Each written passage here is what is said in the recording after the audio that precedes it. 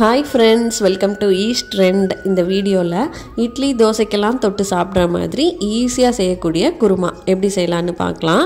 ஒரு panல எண்ணெய் சூடானதும் கடுகு உளுத்தம் பருப்பு வெடிச்சதுக்கு அப்புறமா பெரிய வெங்காயம் சின்ன சின்னதா கட் பண்ணத வதக்கிக்கலாம்.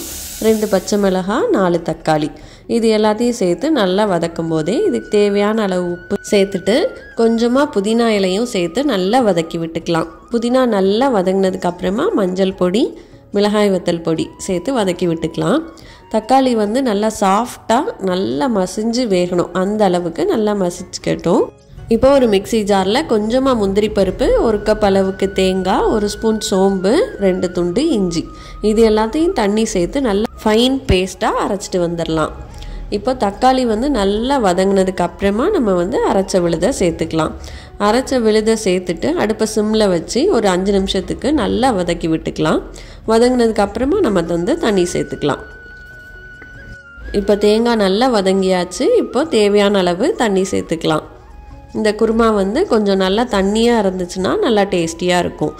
உங்களுக்கு எவ்வளோ தண்ணி தேவையோ சேர்த்துட்டு நல்லா கொதிக்க விடுங்க. ஒரு கொதி வந்ததும் மூடி வச்சு மூடி இன்னும் ஒரு 5 நிமிஷத்துக்கு சிம்மில் கொதிச்சதுக்கு அப்புறமா கடைசியாக கொத்தமல்லி இலை தூவிட்டு அடுப்பை ஆஃப் பண்ணிடலாம்.